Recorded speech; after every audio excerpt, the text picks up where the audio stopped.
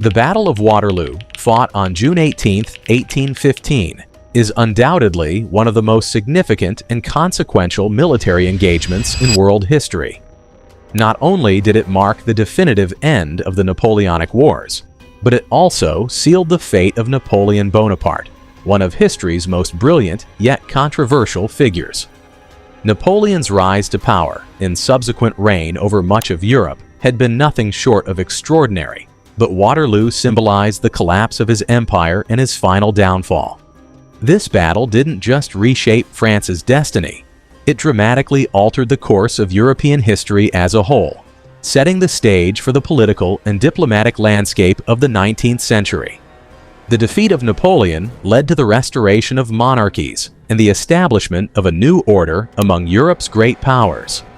In this video, we will take a deep dive into the events leading up to the Battle of Waterloo, examining the key figures, tactics, and strategies employed, as well as the lasting aftermath that fundamentally reshaped the world.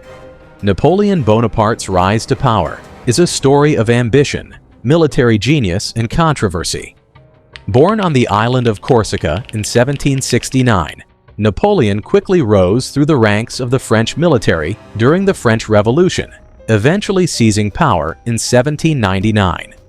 By 1804, he declared himself Emperor of the French, and over the next decade, he expanded his empire across Europe through a series of military campaigns known as the Napoleonic Wars. Under his leadership, France became a dominant power in Europe, and Napoleon's army was nearly invincible on the battlefield. However, by 1812, Napoleon's fortunes began to change. His disastrous invasion of Russia in that year resulted in the decimation of his grand army, and the tide of war began to turn against him. In 1814, after a series of defeats, Napoleon was forced to abdicate and was exiled to the island of Elba. Yet, this was not the end of Napoleon's story. In 1815, he escaped from Elba and returned to France, where he was greeted as a hero by many of his countrymen. This marked the beginning of the period known as the 100 Days, as Napoleon sought to regain his empire and reassert his dominance in Europe. Napoleon's return to power alarmed the other European nations, who were determined to prevent him from rebuilding his empire. A coalition of countries, including the United Kingdom, Prussia, Austria, and Russia, quickly mobilized to stop him. The stage was set for a final showdown between Napoleon and the European powers that had banded together to defeat him. The Battle of Waterloo took place in what is now Belgium, near the town of Waterloo, about 13 miles south of Brussels. It pitted Napoleon's French army against the combined forces of the British-led coalition, commanded by the Duke of Wellington, and the Prussian army, led by Gebhard Leberecht von Blücher. The French army, numbering around 73,000 men, faced off against the Allied forces, which totaled about 118,000 soldiers.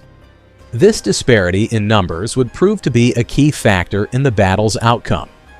Napoleon's strategy at Waterloo was to defeat the British and their allies in detail before they could unite and present a formidable threat.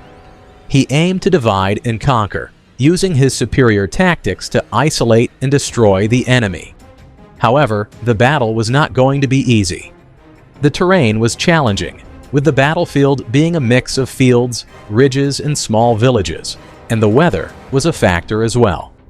The rain had turned the ground into a muddy quagmire, which slowed the movement of both armies and made the battlefield conditions less than ideal for Napoleon's plans. The battle began in the morning with an artillery barrage from the French, followed by an assault on the Allied positions. Napoleon hoped to break the British center early in the battle, but Wellington's forces held firm. The British were entrenched on a ridge, and their defensive position was strong. Throughout the morning, the French launched wave after wave of attacks, but the British lines held, and the battle turned into a slogging match. Meanwhile, Napoleon had to contend with the arrival of the Prussian army. The Prussians had been retreating after a defeat at Ligny 2 days earlier, but Blücher, their commander, had vowed to rejoin the battle and support Wellington. By mid-afternoon, Prussian forces began to arrive on the battlefield, first engaging the French right flank. This development would prove to be a turning point in the battle. As the Prussians pushed into the French lines, Napoleon's forces began to falter. His infantry, already worn down from hours of fighting, was unable to withstand the combined pressure of the British and Prussian forces.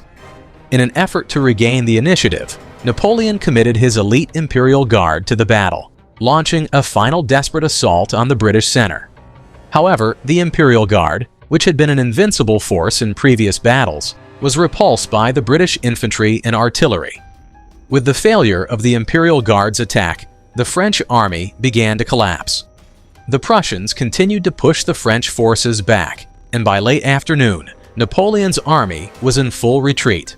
The battle was decisively lost, and the consequences of this defeat would resonate across Europe. The Battle of Waterloo marked the end of Napoleon Bonaparte's reign.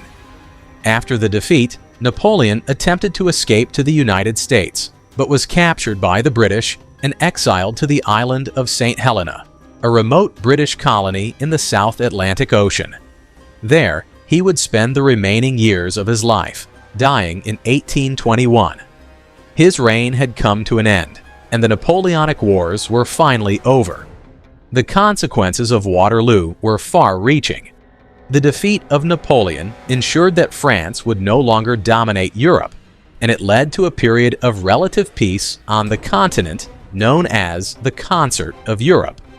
The major European powers, including Britain, Austria, Prussia, and Russia, agreed to work together to maintain the balance of power and prevent any one nation from becoming too dominant. This system of diplomacy and cooperation would last for much of the 19th century, although tensions would eventually lead to the outbreak of World War I in 1914. In addition to reshaping the political landscape of Europe, the Battle of Waterloo also had a profound impact on military strategy and tactics. Napoleon's military genius was evident in many of his earlier battles, but the defeat at Waterloo showed that even the greatest generals could be undone by mistakes, poor intelligence, and the ability of the enemy to adapt and counterattack. Waterloo marked the end of an era in European warfare, and the tactics used during the battle would influence military thinking for generations. The legacy of the Battle of Waterloo endures to this day.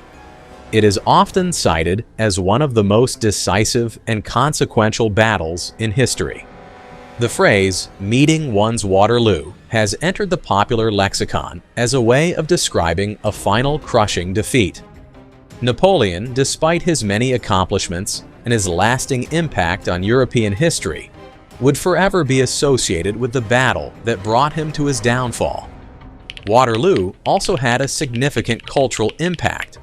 It inspired countless works of art, literature, and music, with artists and writers depicting the battle and its aftermath in various forms. The battle became a symbol of heroism, sacrifice, and the fragility of empires. It was a moment that encapsulated the turbulent and ever-changing nature of history. In conclusion, the Battle of Waterloo was more than just a military conflict. It was a turning point in world history. It marked the end of Napoleon's ambitions and the restoration of a new European order. The legacy of the battle lives on, both in the history books and in popular culture, and it continues to serve as a reminder of how quickly the tides of fortune can change on the battlefield. The Battle of Waterloo was, without a doubt, a defining moment in the history of Europe and the world.